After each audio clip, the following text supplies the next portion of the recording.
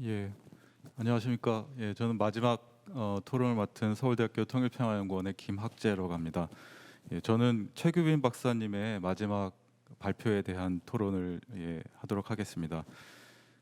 앞서 여러 선생님들께서도 이미 각종 통일 관련 여론조사에 대해서 다양한 정보를 제공해 주셨는데요. 최규빈 박사님은 특히 굉장히 신중하고 또 균형 잡히고 굉장히 합리적인 자료에 대한 해석들을 해주셨기 때문에 거의 대부분의 해석에 공감하고 또 동의하는 편입니다. 근데 저는 이제 토론의 경우에는 제가 접한 약간 다른 자료들을 토대로 혹시 토론할 부분들이 있지 않을지 하는 부분들을 한 4가지 정도 짚어보도록 하겠습니다. 예, 첫 번째는 통일평화연구원에서 2007년부터 통일의식 조사를 했는데요. 아시겠지만 아마 통일연구원에서도 90년대 초반부터 해온 여론조사가 있고, 그리고 한국종합사회조사라든가 뭐 민주평통이라든가 KBS라든가 하는 다른 기관에서도 통일의식 조사를 하고 있습니다. 아까 통일연구원 자료도 보여주셨는데 통일의식조사 서울대학교 통일의식조사에는 설문 항목 중에 가운데 이제 반반 그저 그렇다라는 항목이 있습니다. 이게 4점 척도로 해서 찬성이냐 반대냐를 선명하게 보여주기보다는 이 중간 응답이 있어가지고 그 중간 응답을 합치면은 사실은 75% 정도가 최근까지도 이제 통일 자체에는 필요하다라는 응답을 하고 계시는데요. 하지만 이제 보여주신 다양한 여러 자료들에서 나타나는 것처럼 이제 통일의 시기라든가 방법에 대해서는 다양한 의견 차이가 있는 것 같습니다. 이런 측면에서 여론이 이렇게 달라지고 있는 것에 대해 이제 90년대와 비교했을 때 당시에는 이제 여야 합의나 협치 같은 걸 통해서 다양한 통일 국민 협약이라든가 공식 통일 방안 같은 걸 만드는 노력이 있었는데 오히려 그런 우리 사회의 여론을 합의로 형성해 나가는 그런 것들이 필요한 게 아닌가 하는 것이고요. 예, 두 번째는 통일평화연구원에서 의식조사만 하는 것이 아니라 남북통합지수라는 사업을 또 동시에 진행을 해왔습니다. 남북통합지수는 1989년 이후에 남북 간의 통합의 정도를 객관적인 지표로 측정하는 사업인데요. 이 통합지수의 특징은 89년부터 2007년까지는 점진적으로 계속해서 높아졌다라는 것입니다. 그 과정에서 1990년의 정상회담, 2000년의 정상회담, 2007년의 정상회담, 2018년의 정상회담이 정치 통합의 수준을 높였고, 그것이 경제 통합과 함께 됐을 때 정치 통합과 경제 통합이 동시에 높아지는 어떤 과정을 겪었는데요.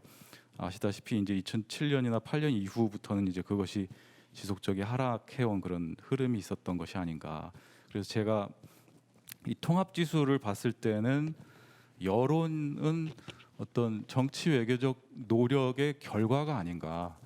그렇게 봤을 때 필요한 어떤 정책적인 노력이 무엇이겠는가 하는 생각이 듭니다. 예, 세 번째는 2030이 바라보는 통일 문제에 대해서 굉장히 신중하게 해석을 해주셨는데요.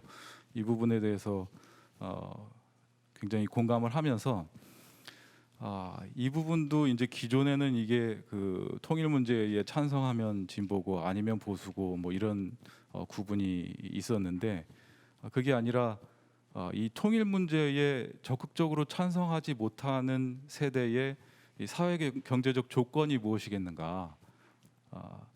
그래서 그 사람들의 의식만 바뀌면 되는 문제가 아니라 그 세대의 경험에 밑에 깔려 있는 그들의 어떤 사회 경제적 조건을 고려하지 않는 정책이 과연 성공할 수 있겠는가. 그것이 이제 아까 말씀하신 뭐 통일 비용이라든가 뭐 이런 사회 문제에 대한 걱정이라든가 그런 다양한 위험과 부담을 더 무겁게 느끼는 어떤 우리 사회의 어떤 계층과 또 세대가 있는 것이 아닌가라는 생각이 드는데요. 그런 측면에서 제 생각에는 이제 2030에 대해서 굉장히 여기가 6시에 문을 닫는다고 해서 빨리 마쳐야 되는 상황으로 바뀌었습니다. 예. 2030에 대해서 굉장히 신중하게 해석을 해주셨는데 저는 한국 사회의 어떤 사회적 가치관과 맞물려서 해석을 하자면은 그 한국 사회의 생존주의나 세속주의가 굉장히 그 뚜렷하게 나타나고 있는데 특히나 불안과 위험을 많이 느끼는 세대들이 이제 그런 경향이 심하게 나타나는 것은 아닌가. 그런 측면에서 우리 사회 자체가 훨씬 지속 가능하고 우리 사회 내부에 불균형이 없어야 이 통일과 관련된 정책들이 더 성공할 수 있지 않을까 하는 생각이 듭니다. 예, 마지막으로 이 평화지향적 통일 담론에 대해서 강조를 해주셨는데요.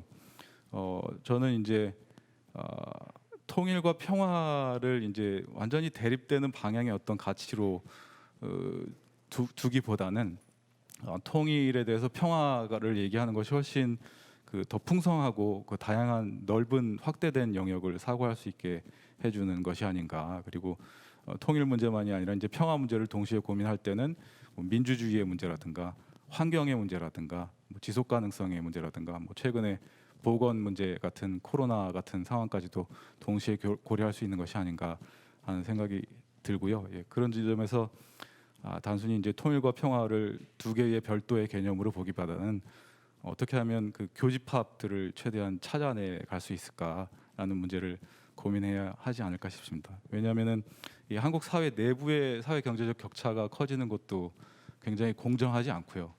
결국엔 남북의 격차가 커지는 것도 큰 틀에서 보면은 결코 공정할 수 없는 그 격차들이 심화되는 것이 결국 앞으로 우리의 그 큰 부담으로 다가오는 그런 상황이기 때문에 가능한 이 어떻게 하면 그 대립적인 차이만이 아니라 그 가능한 그 더 교집합적인 그 대책들을 찾아낼 수 있을까를 고민해야 되는 게 아닌가 싶습니다. 예, 이것으로 토론을 마치겠습니다.